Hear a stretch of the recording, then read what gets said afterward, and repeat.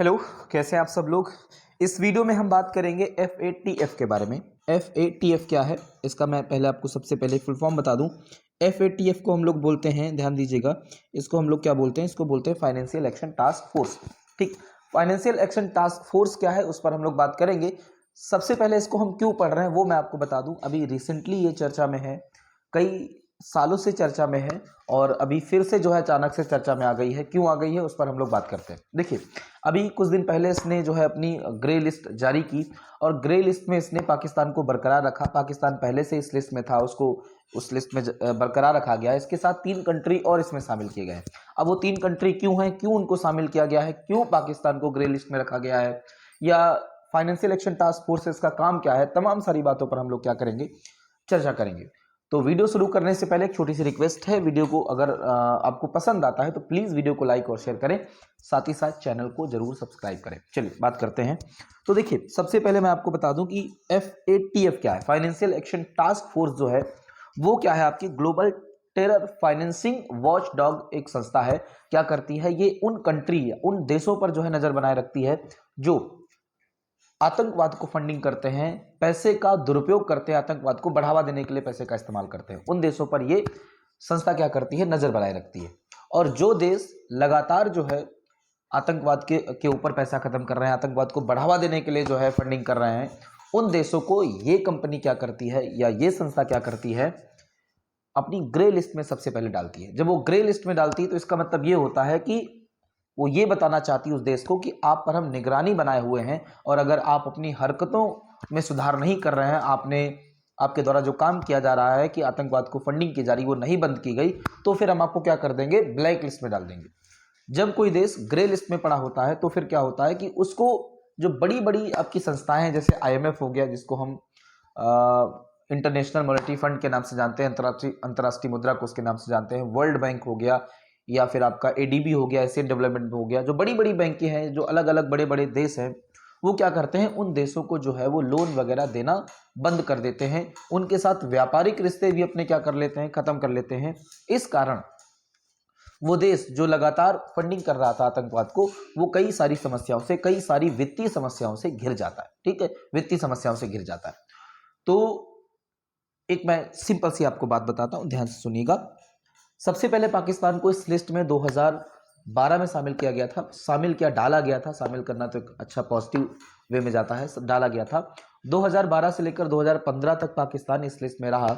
उसके बाद 15 में निकाल दिया गया। फिर 2018 में पाकिस्तान अपने पुराने नक्शे कदम पर आ गया, फंडिंग करने लगा आतंकवाद को, फिर से उसको जो इस लिस्ट में डाल दिया गया। तब से अभी तक पाकिस्तान ग्रे लिस्ट में पड़ा हुआ है। अगर वो सुधार नहीं करता है, जो मानक हैं जो वो पूरे नहीं करता, तो उसको उठाकर ब्लैक लिस्ट में डाल दिया जाएगा। ब्लैक लिस्ट में जब डाल दिया जाता है तो क्या होता है, उस पर हम लोग आगे बात करेंगे। अब प्रश्न ये हमारे सामने है कि पाकिस्तान जो आपका है, ठीक है, वो तो इसमें पड़ा हुआ है। अब कौन और कंट्री हैं जिनको रिसेंटली अभी हाल में ही FATF ने अपनी ग्रे लिस्ट में डाला है, तो उनके नाम आप जरूर याद रखिएगा, इंपॉर्टेंट रहेंगे, आपसे पूछे भी जा सकते हैं। देखिए, इसमें एक तो आपका कंट्री, ये बहुत ही प्रमुख कंट्री है, तुर्की। ठीक है, ये शामिल किया गया है। दूसरा आपका जॉर्डन और तीसरा आपका माली। ठीक है, एक जॉर्डन, एक माली और एक आपका क्या है, तुर्की। अब देखिए, तुर्की और जॉर्डन की अगर बात करें तो तुर्की के बारे में आप लोग जानते हैं, कुछ इसका हिस्सा जो है यूरोप में आता है, कुछ एशिया में आता है। जॉर्डन भी आपका एशिया में है, लेकिन माली कहाँ है, माली आपका अफ्रीकन कंट्री है। ठीक है, तो ये 3 नए देश शामिल किए गए हैं ग्रे लिस्ट में। क्लियर है इतनी बात। यानी अब इन तीनों देशों पर FATF की क्या होगी, नजर होगी, इन पर वो निगरानी रखेगी, क्योंकि ये लगातार क्या कर रहे हैं, ऐसा सुनने में है या ऐसा बताया जा रहा है या फिर ऐसे सबूत मिले हैं, ये लगातार जो है वो आतंकवाद को बढ़ावा देने के लिए टेरर फंडिंग कर रहे हैं, ठीक है। ठीक, इतनी बात क्लियर है। तो अब बात कर लेते हैं थोड़ी सी फाइनेंशियल एक्शन टास्क फोर्स पर। अब फाइनेंशियल एक्शन टास्क फोर्स की बात करें तो इसके बारे में जो बेसिक चीजें हैं जो आपको पता ही होनी चाहिए। सबसे पहली चीज मैं आपको बता दूं कि फाइनेंशियल एक्शन टास्क फोर्स की जो स्थापना हुई वो 1989 में हुई थी। इसका मुख्यालय कहाँ पर है, इसका मुख्यालय पेरिस यानी फ्रांस में है। इसके अध्यक्ष वर्तमान में कौन है, मार्कस प्लेयर। क्या नाम है इनका, मार्कस प्लेयर। और अगर मैं आपको बात करूं कि जो FATF है उसमें सदस्य कितने हैं, कितने देश उसके सदस्य हैं, ठीक है, तो उसकी अगर मैं आपको बात करूं तो 37 इस समय क्या है, सदस्य हैं।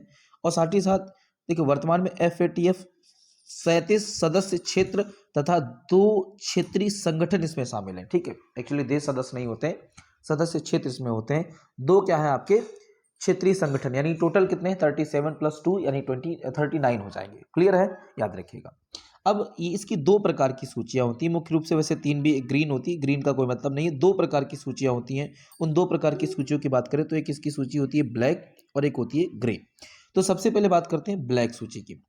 अगर कोई देश ब्लैक सूची में डाल दिया गया है, ध्यान दीजिएगा, अगर कोई देश ब्लैक सूची में डाल दिया गया है तो क्या होता है कि इसको पूरा ध्यान से समझिएगा। ब्लैक लिस्ट की, जो देश आतंकी फंडिंग और मनी लॉन्ड्रिंग गतिविधियों का समर्थन करते हैं उन्हें ब्लैक लिस्ट में सूचीबद्ध कर दिया जाता है। अर्थात इन देशों में मौजूदा फाइनेंशियल सिस्टम की मदद से आतंकी गतिविधियों के लिए फंडिंग और मनी लॉन्ड्रिंग को बढ़ावा मिलता है। ठीक है, मनी लॉन्ड्रिंग को बढ़ावा मिलता है।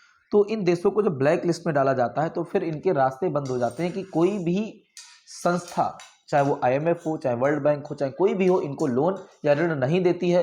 दूसरे देश भी इनसे कटने लगते हैं क्योंकि उनको पता है कि अगर हम इनको लोन देंगे, लोन किस लिए दिया जाता है, विकास के लिए, डेवलपमेंट के लिए, लेकिन ये उसका यूज किस पर कर रहे हैं, आतंकवाद को बढ़ावा देने के लिए, मनी लॉन्ड्रिंग के लिए। तो फिर देश भी इनसे कटने लगते हैं और व्यापारिक संबंध भी अपने क्या करते हैं, धीरे धीरे खत्म कर लेते हैं या कम कर लेते हैं। ठीक है, तो ब्लैक लिस्ट में अगर कोई देश पड़ गया है तो वो बहुत वित्तीय समस्याओं से घिर जाता है। ठीक, चलिए आगे बात करते हैं ग्रे लिस्ट की। तो ग्रे लिस्ट में क्या होता है कि इसमें देश को डाला जाता है और एक तरीके से ये उसको एक तरीके से वार्निंग टाइप की होती है कि आप भैया अपनी हरकतें ठीक कर लें, नहीं ठीक करेंगे तो हम उठाकर आपको ब्लैक लिस्ट में डाल देंगे। काम वही है कि मनी लॉन्ड्रिंग कर रहे हो या तमाम सारी चीजें कर रहे हो, तो एक तरीके से आपको जो है कुछ समय दिया जाता है कि आप अपनी इन हरकतों को ठीक कर लें, नहीं तो फिर हम आपको ग्रे लिस्ट की स्थान पर हम ब्लैक लिस्ट में डाल देंगे। ठीक है, तो ये क्या है, आपकी 2 लिस्ट हैं और इसके अलावा ये पूरा आपका फाइनेंशियल एक्शन टास्क फोर्स हुआ। ठीक है, उम्मीद करता हूँ आपको वीडियो पसंद आया होगा। वीडियो पसंद आया हो तो प्लीज़ वीडियो को लाइक शेयर करें, साथ ही साथ चैनल को सब्सक्राइब करना बिल्कुल मत भूलें। Thank you very much.